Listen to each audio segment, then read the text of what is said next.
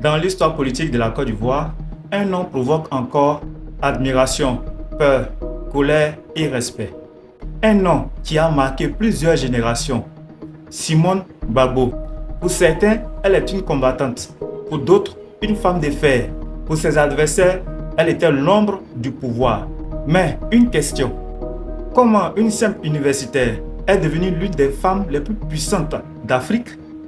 Aujourd'hui, nous allons découvrir l'histoire cachée de Simone Gbagbo, une femme qui a survécu à la prison, au coup d'État, aux guerres politiques et qui continue encore aujourd'hui d'influencer la vie politique ivoirienne. Une enfance modeste. Simone Gbagbo naît le 20 juin 1949 à Mossoul, près de Grand Bassam. À cette époque, la Côte d'Ivoire est encore sous domination coloniale française. Elle grandit dans une famille modeste, dans une société où les femmes ont encore très peu de place dans la vie politique. Mais très tôt, Simone montre un caractère fort. Elle étudie, elle aime débattre, elle refuse de se taire. Elle devient institutrice, puis syndicaliste.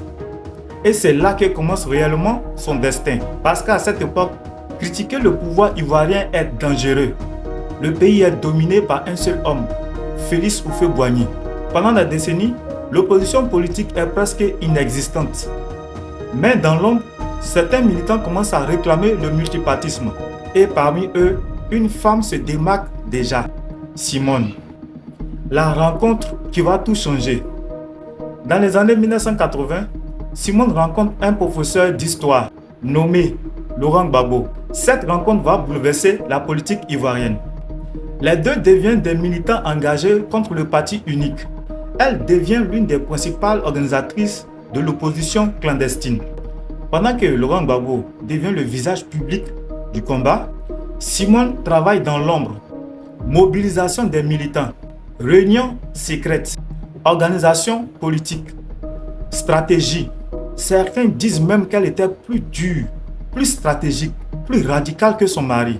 C'est à cette époque que naît le Front populaire ivoirien, le célèbre FPI.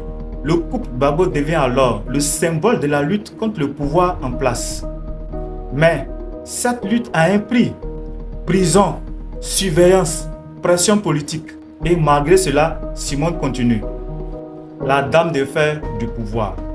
En 2000, après des années de tensions politiques et de coups d'État militaires, Laurent Gbagbo arrive au pouvoir et Simone Gbagbo entre dans une nouvelle dimension.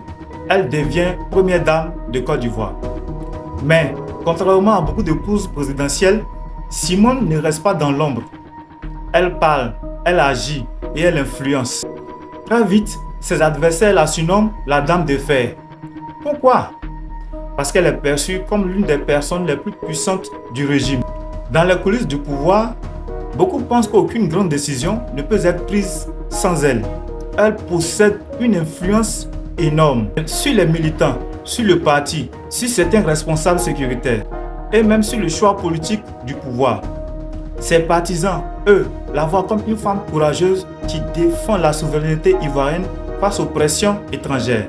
Car à cette époque, la Côte d'Ivoire traverse une période extrêmement tendue. En 2002, une rébellion éclate et le pays est coupé en deux. Nord contre Sud, rebelle contre gouvernement. Et pendant cette crise, Simone devient une figure centrale du camp présidentiel. Guerre, politique et chute du régime. Les années de crise vont profondément diviser les Ivoiriens. Le pouvoir de Laurent et de Simone Gbagbo est accusé par ses adversaires d'encourager les tensions, de durcir le régime et de pousser le pays vers la confrontation. Mais leurs partisans répondent. Ils défendent simplement la souveraineté nationale. Puis arrive l'élection présidentielle de 2010. Un scrutin explosif. Les résultats sont contestés entre Alassane Ouattara et Laurent Gbagbo. La crise post-électorale plonge le pays dans le chaos. Violence, affrontements, des milliers de morts. Et finalement, en avril 2011, le régime Gbagbo tombe. Les images du couple arrêté font le tour du monde. Simone Gbagbo est capturée. Pour beaucoup, c'est la fin d'une époque. La prison et le retour politique. Après la chute du régime, Simone Gbagbo est emprisonnée. Elle passe plusieurs années derrière les barreaux. Elle est accusée de crimes liés à la crise post-électorale. Pendant ce temps, son mari est transféré à la Cour pénale internationale. Mais, malgré la prison, Simone reste influente. Ses partisans continuent de la soutenir. Pour eux, elle est devenue une sorte de symbole de résistance politique. En 2018, elle bénéficie d'une amnistie. Beaucoup pensent alors qu'elle va disparaître de la politique. Mais non, Simone revient et elle surprend tout le monde.